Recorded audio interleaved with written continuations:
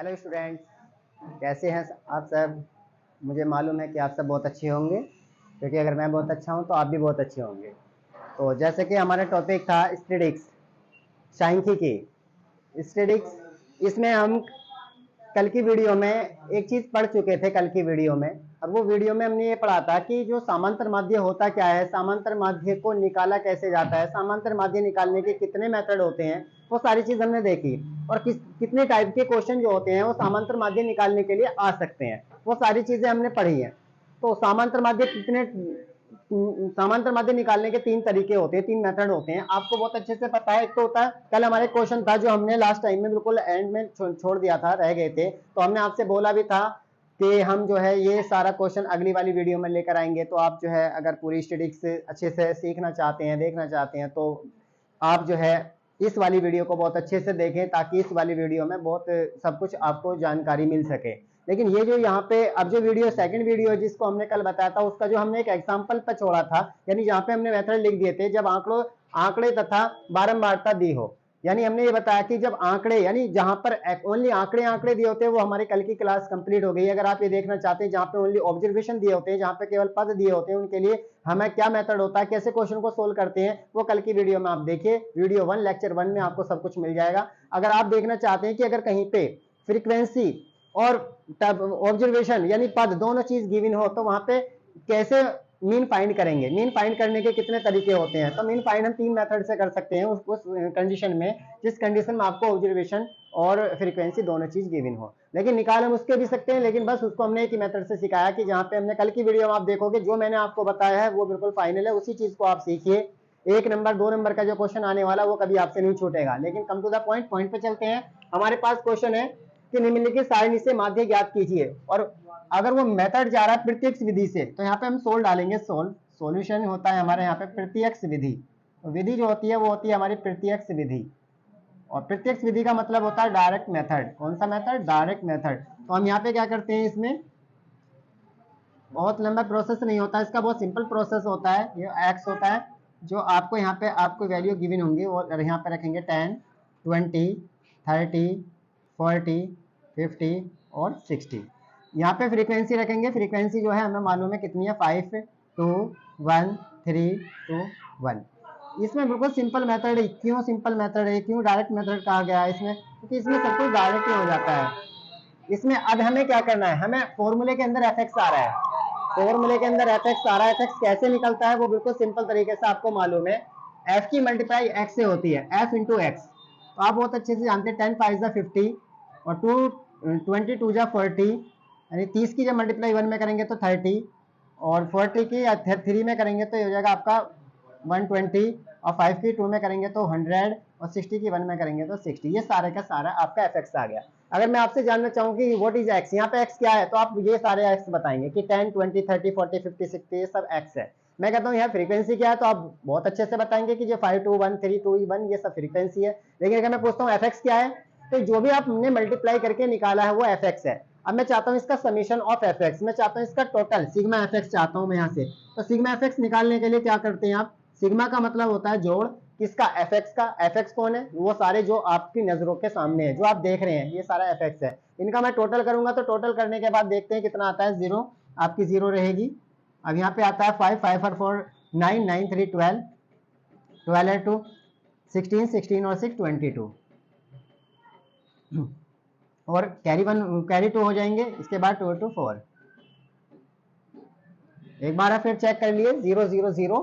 5 में 4 प्लस करेंगे तो 9 होगा, 9 में 3 प्लस करेंगे, 3 प्लस करेंगे तो 12 होगा, 12 में 2 प्लस करेंगे तो 14 होगा, 14 में 6 प्लस करेंगे तो 20। तो 20 की 0 आएगी यहाँ पे। इसके बाद जो है यह 400 होगा। अब हम यहाँ पे चाहते हैं फ्रीक्वेंसी का टोटल। फ्रीक्वेंसी का टोटल करेंगे तो सारी फ्रीक्वेंसी का टोटल होने के लिए 5 में 2 प्लस करेंगे तो कितना होगा, 7, 7 में 1 प्लस करेंगे 8, 8 में 2 प्लस करेंगे तो 10, 10 में 3 और 1 प्लस करेंगे तो 14। तो एक बार फिर चेक करिए, 5 2 7, 7 1 8, 8 2 10, 10 1 11, 11 10 3 फिर 14। अब यहाँ पे बाय यूजिंग फॉर्मूला, फॉर्मूला आप बहुत अच्छे से जानते हैं कि यहाँ पे प्रत्यक्ष विधि का जो फॉर्मूला होता है मीन निकालने का, वो क्या होता है, X bar equal to summation of F है, यानी sigma F X upon sigma F. अब सिग्मा एफ एक्स कितना आपका, वो है आपका 400, और यहाँ पे आपका कितना है, एफ सिग्मा एफ कितना है, वो है 14। आप 14 से 400 को डिवाइड करेंगे, जो भी आएगा आपका आंसर आएगा। अब आप कहेंगे कि डिवाइड भी करके दिखाओ, तो डिवाइड भी करके आप देख सकते हैं, कोई प्रॉब्लम नहीं है। तो आप यहाँ पे लेके जाइए 400 को और यहाँ पे लेके जाइए 14 को। तो आप 14 का जो पहाड़ा है वो 40 पे पढ़ेंगे। 14 या 42 से ज्यादा हो जाएंगे, 14 दूनी 28, 14 दूनी 28, 14 या 42, तो आप बहुत अच्छे से जानते हैं 14 दूनी 28 ही कर लेना आप यहाँ पे। तो ये बचेंगे 2 1 12 और यहाँ पे आपने उतार लिया 0। फिर इसके बाद 14 का फिर टेबल पढ़ेंगे 120 पे। तो 14 का टेबल 120 पे जब आप पढ़ेंगे तो कितना होगा, 14 दूनी 28 से पढ़ते चले जाएंगे 120 पे आएगा। 14 दूनी 28, 14 बार 14 चौका 56, 14 पंजे 14 14 14 17 14 112, 112, 8 बज गए। पॉइंट लगा के आप 0 लगा लेंगे तो हो जाएगा 80। 14 6 84, लगभग अप्रोक्स में आप 84 पे लेके चले जाएंगे, कोई प्रॉब्लम नहीं है। अप्रोक्स में आ जाएगा 28.6, पॉइंट के बाद की वैल्यू है, ये आपका मीन निकल कर आ गया। तो आप इस तरीके से जो है इस क्वेश्चन का प्रत्यक्ष विधि से मीन निकाल सकते हैं। तो प्रत्यक्ष विधि से आप मीन निकालेंगे तो बिल्कुल पहले इसमें कुछ नहीं है, जो आपको जो क्वेश्चन दिया हुआ है आप उसके अकॉर्डिंग जाइए। क्वेश्चन के अकॉर्डिंग कैसे जा सकते हैं आप, बहुत अच्छे से आपको मालूम है। क्वेश्चन को पढ़िए पहले, क्वेश्चन क्या कहना चाह रहा है। तो क्वेश्चन जब आप पढ़ेंगे तो आपको ज्यादा बात इसमें क्लियर नजर आ जाएंगी।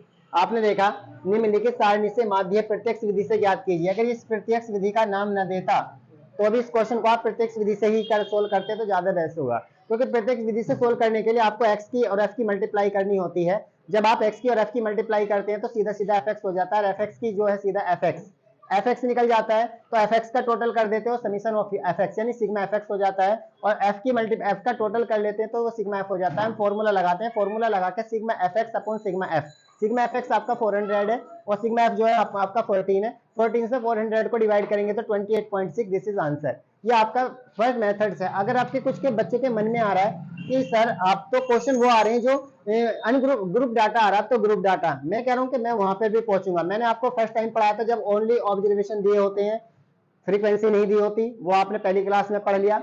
दूसरी क्लास आज हमारी इसकी मीन की दूसरी क्लास है। दूसरी क्लास में आपने पढ़ा है कि जब ऑब्जर्वेशन और फ्रीक्वेंसी यानी पद और आंकड़े और फ्रीक्वेंसी दोनों चीज दी होती है, तो आपने देखा है कि आंकड़े और फ्रीक्वेंसी जब दोनों चीज दी होती है तो उस सिचुएशन में आप क्या करते हैं, तो उसमें आप जैसा करते हैं इस तरीके से होता है। तीसरा, अगर आप चाहें तो इसको कल्पित विधि से भी सोल्व कर सकते हैं, आप चाहे तो इसे पद विचलन विधि से भी सोल्व कर सकते हैं। लेकिन अब हम आते हैं तीसरे, दो हो गए, अब आते हैं तीसरे नंबर पे जो हमारा ज्ञ होता है।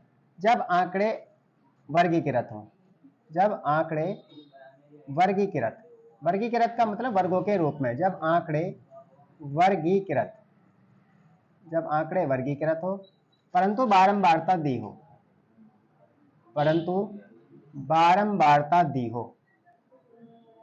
बारंबार यानी आंकड़े तो वर्गीकृत हो और बारंबारता आपकी दी हो। अब आप सोच रहे होंगे ये कैसा, ये आपका सिलेबस के अंदर है, यानी मोस्ट इंपोर्टेंट पार्ट ऑफ ये। आप कहोगे कि अरे यार अब आया हमारा जैसा क्वेश्चन जिसको हमें बहुत दिन से तलाश थी, जो हम पढ़ना चाहते थे वो अब आया है। लेकिन ये आप पढ़ना चाहते हो, इसके लिए बहुत मोस्ट इंपोर्टेंट पार्ट है, कोई प्रॉब्लम नहीं है। बस अगर आप चाहें तो ये पीछे की वीडियो भी इसलिए देखें ताकि जो हमारे एमसीक्यूज आ रहे हैं, जो हमारे ऑप्शनल क्वेश्चन आते हैं 20 यूपी बोर्ड में जो हिंदी मीडियम में जो आ रहे हैं, वो हमारे 20 क्वेश्चन आ रहे हैं। तो 20 क्वेश्चन जो है हमारे इसी तरीके के हैं कि वो सिंपल तरीके से जो एमसीक्यू क्वेश्चन आते हैं तो वो इसी में से लग जाए, इसलिए हमने बेसिक टॉपिक इसके पढ़ाए हैं। लेकिन जो हमारा मेन टॉपिक है वो अब हम आ जाते हैं जब आंकड़े वर्गीकृत हो। तो यहाँ पे जब आंकड़े वर्गीकृत हो और बारंबारता दी हो, तो यहाँ पे भी उस क्वेश्चन को 3 तरीके से ही सोल्व किया जा सकता है। एक तो प्रत्यक्ष विधि द्वारा, प्रत्यक्ष विधि से भी हम कर सकते हैं, और दूसरा जो हम कल्पित विधि से भी कर सकते हैं, और इसको क्वेश्चन को भी हम पद विचलन विधि से भी कर सकते हैं। पद विचलन विधि, तो इसको हम जो कल्पित विधि से भी कर सकते हैं, पद विचलन विधि से भी कर सकते हैं, और इससे भी। अब आपको बहुत अच्छे से मालूम है फॉर्मूला क्या होता है, x bar equal to summation of f है, यानी sigma fx upon sigma f। ये फॉर्मूला हो गया आपका पद विचलन, ये प्रत्यक्ष विधि का। पद विचलन विधि का फॉर्मूला, कल्पित विधि का फॉर्मूला होता है a plus sigma F D upon sigma f। ये होता है आपका कल्पित विधि का। और अगर पद विचलन विधि से चाह रहे हैं तो हो जाएगा a plus sigma F U upon sigma f और इनटू में h। ये हो गया आपका पद विचलन विधि से। अब हम इसमें चाहते हैं फॉर एग्जाम्पल, हम इसका भी एक एग्जाम्पल लगा रहे हैं यहाँ पे, फॉर एग्जाम्पल। तो हम यहाँ पे एक एग्जाम्पल लगा रहे हैं और इस एग्जाम्पल को आप कैसे देखेंगे, तो यहाँ पे आप कैसे क्वेश्चन मिलने वाले हैं वो देखेंगे। तो यहाँ पे क्वेश्चन है निम्नलिखित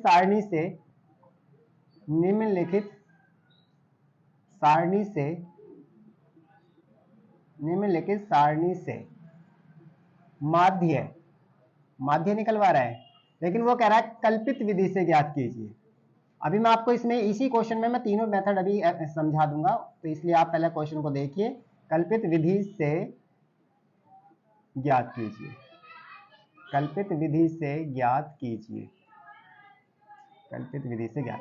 और क्वेश्चन जो है वो हमारा ये है। ये बहुत सारे क्वेश्चन आपको एक्सरसाइज में मिलेंगे, आप चाहे तो 14.1 एक्सरसाइज लगा के अपने घर पे जाके प्रैक्टिस कर सकते हैं। तो ये आज आपका जो मीन है वो बिल्कुल कंप्लीट हो जाएगा, तो इसीलिए बहुत ध्यान से देखना है किस क्वेश्चन में आपको कैसे करना है, क्या करना है। तो यहाँ पे आता है वर्ग और आगे बोल देते हैं अंतराल, तो ये हो जाए वर्ग अंतराल। और ये होती है आपकी बारंबारता। तो वर्ग अंतराल में आता है जैसे 0 से 10, आता है 10 से 20, ऐसे भी आ सकता है 20 से 30, ऐसे भी आता है 30 से 40, और ये भी आ सकता है 40 से 50, ये भी आ सकता है 50 से 60, और ये भी आ सकता है 60 से 70। ये आपका वर्ग है। क्या है आपका वर्ग? इसे बहुत अच्छे से आपको समझना है, कोशिश जारी रखनी है। अगर कोशिश करने वालों की कभी हार नहीं होती। तो ये 2, 3, 5, 6, 10, 12, 8, तो ये आपकी फ्रीक्वेंसी है और ये आपका CI है, यानी क्लास इंटरवल है। अब जब हम इस क्वेश्चन को सोल्व करेंगे, सोल्व करने के लिए हमें क्या है, तो उसने कौन सी विधि डाली है, उसने कहा कल्पित विधि से। कौन सी विधि से? कल्पित विधि से। तो कल्पित विधि होती है एज्यूमिंग मेथड, एज्यूम करना होगा हमें इसमें, ये होता है कल्पित विधि। तो जिस विधि का नाम आप जिस विधि से क्वेश्चन को करना चाह रहे हैं उस विधि का नाम डाल दीजिए। ध्यान से बहुत अच्छे से देखना है। तो हम सबसे पहले आप इसे कल्पित विधि से भी कर सकते हैं, प्रत्यक्ष विधि से भी। मैं सब चीज इसमें समझाता चला जाऊंगा आपको, तो आप जहां तक भी रोकना चाहते हैं वहां तक अपने क्वेश्चन को रोक सकते हैं। जो आपका वर्ग अंतराल होता है इसे बोलते हैं class interval. Class interval means होता है, यानी आप चाहे तो वर्ग अंतराल भी कह सकते हैं और क्लास इंटरवल भी कह सकते हैं। तो होता है आपका वर्ग। क्या क्या लिख सकते हैं इसको? वर्ग। तो ये जब ये वर्ग होता है तो वर्ग को लिख सकते हैं CI। ये होता है आपका मध्यमान। मध्यमान को होता है बीच वाली वैल्यू जिसको हम बोलते हैं X। ये होती है यहाँ पे बारंबारता, जिसको बहुत अच्छे से जानते हैं आप। बारंबारता को बोलते हैं फ्रीक्वेंसी। फ्रीक्वेंसी का होता है F। वर्ग अंतराल का होता है क्लास इंटरवल। ये इतना प्रोसेस जो है आपकी समझ में यहाँ पे आएगा। आप पहले ध्यान से देखते रहिए। आप यहाँ पे अब यहाँ पे वर्ग रखिए, तो ये होगा आपका 0 से 10।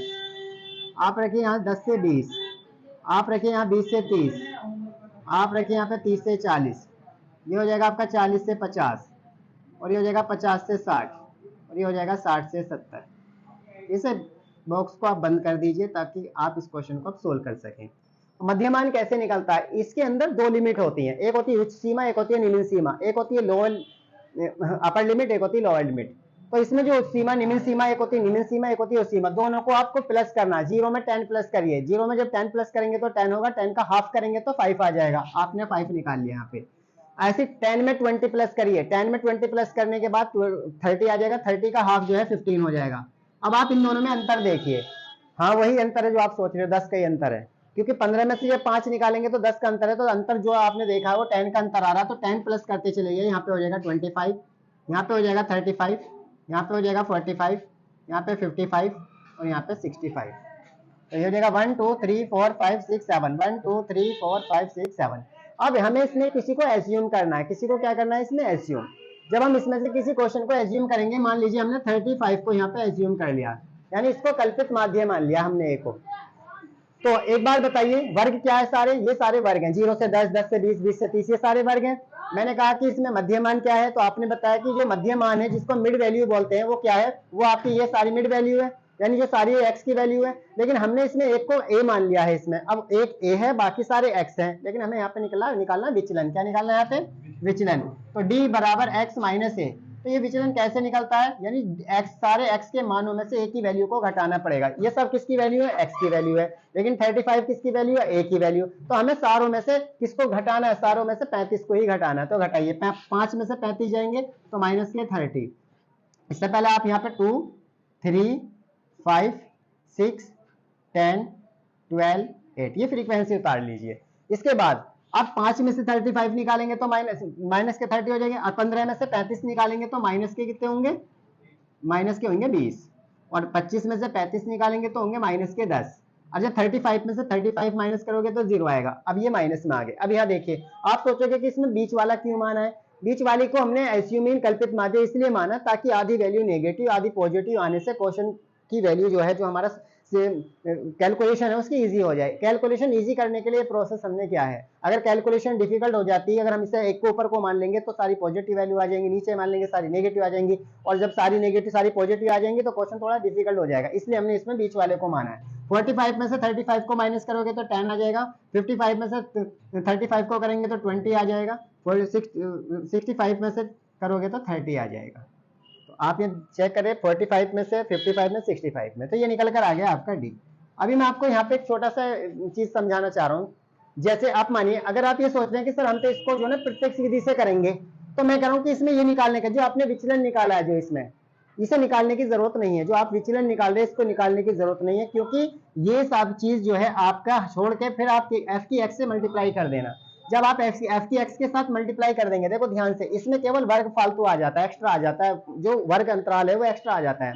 ये क्वेश्चन जो हमने पीछे क्वेश्चन लिखा हुआ है, जो हमारा एग्जांपल आया था, ये इस एग्जांपल को हमने बिल्कुल सिंपल तरीके से देखा। ये हमारे यहाँ पे फर्स्ट एग्जांपल है, ये इसका भी फर्स्ट एग्जांपल है, और एक पिछली एक्सरसाइज में पिछले वीडियो में हमने पढ़ा दिया है, पिछली वीडियो हमने आपने चेक कर लिया, उसको अच्छे से देखना, बहुत अच्छे से वीडियो देखोगे तो ये भी समझ में आएगा, और वो सारा भी मीन बिल्कुल अच्छे से समझ में आ जाएगा अगर तुमने दोनों वीडियो को देख लिया। एक वीडियो और होगी इसकी तीसरी वीडियो, उसमें बहुत डिफिकल्ट क्वेश्चन आएंगे जिसमें मिसिंग फ्रीक्वेंसी निकाली जाती है। अगर फ्रीक्वेंसी नहीं होगी तो फ्रीक्वेंसी को निकालने के लिए अगली वीडियो लेकर आएंगे हम, उसको भी आप देखेंगे आसानी से, उसे भी उसका भी वेट करेंगे। तो इससे पहले अगर आप चाह रहे हैं कि हम इसे प्रत्यक्ष विधि से सोल्व करें तो कैसे करेंगे, तो आप एफ की एक्स से मल्टीप्लाई करेंगे, एफ एक्स निकल जाएगा, फिर एफ एक्स को प्लस कर लेंगे, फिर बारंबारता को प्लस कर लेंगे, फिर आप फॉर्मूला लगा के, जो है फॉर्मूला इसे लगा के आप क्वेश्चन को प्रत्यक्ष विधि से सोल्व कर सकते हैं। तो मुझे लग रहा है कि मुझे बहुत उम्मीद है कि आप इसको अच्छे से समझ चुके होंगे और समझ भी गए होंगे, क्योंकि जो क्वेश्चन का एग्जांपल यहाँ पे लिखा हुआ है वही क्वेश्चन का एग्जांपल यहाँ पे लिखा हुआ है। बस फर्क इतना है कि यहाँ पे वर्ग अंतराल आ जाते हैं, यहाँ पे वर्ग अंतराल नहीं होते।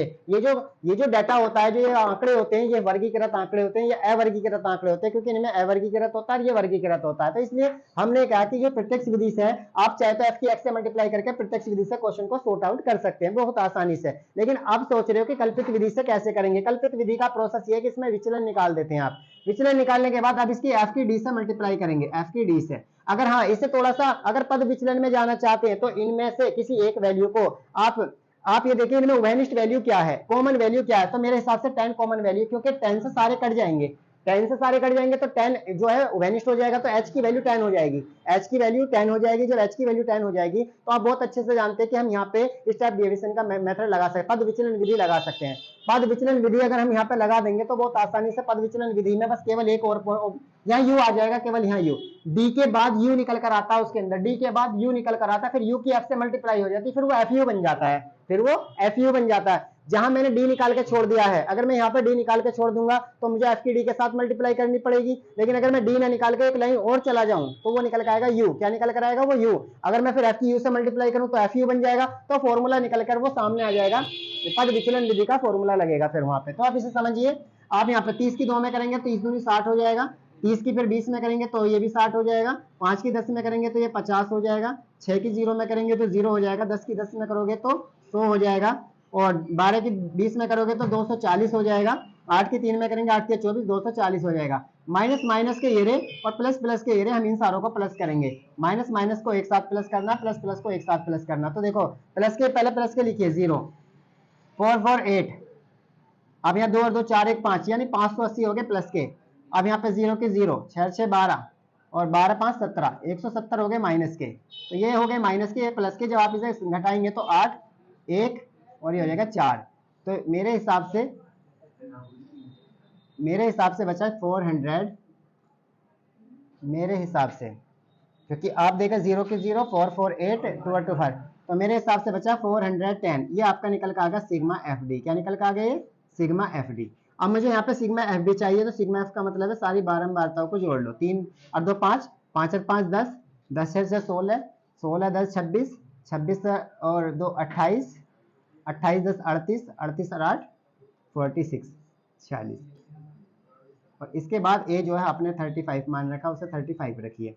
एक बार फिर ऐड कर लीजिए 2 और सारी बारंबारताओं को अगर आप जोड़ेंगे तो कैसे जोड़ेंगे, 2 में 3 प्लस करेंगे तो 5, 5 में 5 प्लस करेंगे तो 10, 10 में 10 प्लस करेंगे तो 20, 20 में 6 करेंगे 26, 26 और 20 ये रहे, 26 और 20 होते हैं 46। तो हमारे आ गया। अब हम यहाँ पे लगाएंगे फॉर्मूला। अब बहुत अच्छे से जानते हैं आप यहाँ पे फॉर्मूले को जानते हैं, कौन सा फॉर्मूला लगा रहे हैं, कल्पित विधि वाला फॉर्मूला। और कल्पित विधि का फॉर्मूला होता है ये, तो हम यहाँ पे लगाएंगे a plus sigma F D, sigma F D upon sigma F. तो a की वैल्यू कितनी है आपकी 35, आपको बहुत अच्छे से पता है इसकी वैल्यू है 410, आपको बहुत अच्छे से पता है इसकी वैल्यू है 46। तो अब आपको क्या काम करना है, एक लाइन और आप बढ़ाइए यहाँ पे 35 प्लस, और जब यहाँ पे 410 को 46 से डिवाइड करने के बाद जो भी आएगा उसको आप प्लस करके इसमें जोड़ देंगे, जो भी आपका आंसर आएगा, नहीं 410, इसे आप डिवाइड करेंगे 46 से, 4 6 24, 4 से 4 8 32, 4 9 36 और 4 8 32, 4 9 8 पे चला के देख लो, 8 6 48 का 8 का हासिल लगे 4, 8 4 32, 32 4 36। तो यहाँ पे 10, 10 में से 8 जाएंगे तो 2, यहाँ पे बची 0, 0 में 10 हो जाएगा, 42 बच जाएगा। 42 में आप पॉइंट लगा के फिर 0 लगा दोगे, हो गए 420। तो 420 में आप इसे 9 टाइम चला के देख लेंगे, लगभग जो है निकल के आ जाएगा 8.9। इसे इससे डिवाइड करने के बाद, इसको इससे काटने के बाद वो 8.9 आएगा, और 8 इसमें प्लस हो जाएगा तो हो जाएगा 43.9। This is answer. और बस इसमें एक चीज और मैं बताना चाह रहा हूँ आपको, क्या करना है इसमें। जैसे हमने इस क्वेश्चन को सोल्व किया है, एक तो होता है आपका बिल्कुल सिंपल सा क्वेश्चन होता है, एक तो होता है अवर्गीकृत आंकड़े। अवर्गीकृत आंकड़े वो उनको कहा जाता है जो आपको ये लिखा हुआ, ये अवर्गीकृत है। तो इसकी पहचान आपको अगर करना चाहते हो तो इसकी पहचान बिल्कुल सिंपल तरीके से कर सकते हो। अगर इस तरीके के आंकड़े नजर आ रहे हैं तो समझ लेना अवर्गीकृत आंकड़े, और इस तरीके के क्वेश्चन को डायरेक्ट मेथड से ही करना। मेरी तरफ से एक एडवाइस है, मतलब एक मशवरा है, जैसा भी आप माने मर्जी आपकी है, जैसा आप चाहे ऐसा कर सकते हैं, लेकिन मेरा एक छोटा मशवरा है कि अगर अभी इस तरीके का क्वेश्चन आपको नजर आता है, अवर्गीकृत आंकड़ों का क्वेश्चन नजर आता है, तो उसी मेथड से आप करिए उसको, उसी मेथड का अप्लाई कीजिए जिस मेथड को मैंने अप्लाई किया है, क्योंकि बिल्कुल शॉर्ट क्वेश्चन है। शॉर्ट क्वेश्चन को शॉर्ट तरीके से ही करते हैं तो ज्यादा अच्छा होता है। अगर शॉर्ट क्वेश्चन को भी हम लॉन्ग बना देंगे तो फिर वो बहुत ज्यादा समय खर्च हो जाएगा। तो ये शॉर्ट क्वेश्चन है तो इसे शॉर्ट तरीके से करिए। अगर आपको कहीं इस तरीके का क्वेश्चन है तो उसी मेथड से करिए जिस मेथड से मैंने आपको बताया है। आप सबसे पहले उसके टेबल बनाइए, उसमें एक्स लिखिए, फिर एफ लिखिए, फिर एफ की एक्स से मल्टीप्लाई करिए, एफ एक्स निकालिए, सारे एफ एक्स को जोड़ दीजिए, सारे एफ को जोड़ दीजिए, फिर फॉर्मूला लगा के, जो प्रत्यक्ष विधि का फॉर्मूला होता है एक्स बार बराबर sigma F X upon sigma F. Sigma F x को ऊपर रखिए, सिग्मा एफ को नीचे रखिए, भाग कर दीजिए। भाग करने के बाद जो भी आंसर आएगा वो आपका मीन आ जाएगा। ये तो बिल्कुल क्लियर है। दूसरा टॉपिक ये होता है अवर्गीकृत आंकड़े, और ये होता है वर्गीकृत आंकड़े। वर्गीकृत आंकड़ों का जो प्रोसेस होता है, इसको भी हम प्रत्यक्ष विधि से भी क्वेश्चन को कर सकते हैं। यहाँ तक छोड़ दो, इतना हटा दो सारा, अगर एफ की एक्स से मल्टीप्लाई कर देंगे तो प्रत्यक्ष विधि का मेथड लग जाएगा। ये तो बिल्कुल अच्छे से समझ चुके होंगे। अगर आप इसे आगे बढ़ा के डी निकालते हैं, इसका अगर विचलन निकाल लेते हैं यहाँ पे, तो फिर एफ की डी से मल्टीप्लाई होगी। जैसे विचलन निकलेगा तो विचलन निकाल के फिर एफ से मल्टीप्लाई करते हैं, एफ डी हो जाएगा। एफ डी की मल्टीप्लाई जब हम करेंगे तो वो एफ डी हो जाएगा, और एफ डी को सारों को जोड़ देंगे तो सिग्मा एफ डी हो जाएगा, सिग्मा एफ डी हो जाएगा, सिग्मा एफ हो जाएगा, तो वो कल्पित विधि से हो जाएगा। पद विचलन विधि अगर आप करना चाहते हो, इसमें पद विचलन विधि अगर करना चाहते हो तो 1 सेकंड की वीडियो और देखो, बस 1 सेकंड आप और थोड़ा मुझे टाइम दो। 1 सेकंड में पद विचलन विधि में अगर ये डी है, डी के अगला पॉइंट अगर मैं निकाल दूं तो वहां निकलेगा यू, और यू निकलता है डी अपॉन एच से। यानी जितने भी डी के वैल्यू है उनको एच की वैल्यू से डिवाइड कर दो। अब तुम कहोगे जी एच कहां से ढूंढ के लाएंगे, मेरी पॉकेट से निकाल लेना, है मेरी पॉकेट के अंदर, मैं पॉकेट से दे दूंगा, निकल जाएगा। तो वो एच कहां से मिलेगा, वो डी में से ही मिलेगा। जो आपके डी है उनमें से कोई एक उभयनिष्ठ वैल्यू होगी, एक कॉमन वैल्यू होगी। कॉमन वैल्यू क्या है इन सारों में, जो सबको काट दे। और सबको कौन काट सकता है, 10, तो 10 इज एच, एच यहाँ पे 10 होगा। तो यानी इसका मतलब सारों को 10 से डिवाइड कर देंगे, तो डी कौन है, सारे डी हैं, एच कौन है, वो 10 होगा। हमें निकालना यू, यू बराबर डी बटे एच, यू बराबर डी बटे एच। तो डी के मान को अगर एच के मान से भाग कर देंगे तो वहां पे यू निकल जाएगा, फिर यू की मल्टीप्लाई एफ में कर देंगे तो एफ यू हो जाएगा। फिर सारे एफ यू को जोड़ लेंगे, फिर सिग्मा एफ को भी जोड़ लेंगे, फिर ये वाला फॉर्मूला लगा के देखो, ये रहा पद विचलन विधि का एक्स बार बराबर A plus sigma F U upon sigma F गुणा एच। इसका कैलकुलेशन करके आप अपने क्वेश्चन को सोल्व कर सकते हैं। अगर किसी के समझ में नहीं आया तो हम तीसरी वीडियो लेकर आएंगे, उस वीडियो में मिसिंग फ्रीक्वेंसी भी होगी, बहुत सारी चीज होंगी। अगर आप मीन को बहुत अच्छे से सीखना चाहते हैं, बहुत अच्छे से समझना चाहते हैं, तो आप जो है हमारे चैनल पे बने रहिए और मीन को कंप्लीट कीजिए। मीन के बाद आप मोड को कंप्लीट कीजिए, मोड को के बाद आप मीडियन को कंप्लीट कीजिए। जैसे ये आपका स्टैटिस्टिक्स कंप्लीट होगा तो फिर हम इसके बाद ट्रिग्नोमेट्री लेकर आएंगे आपके सामने। इसी के लिए जय हिंद जय भारत।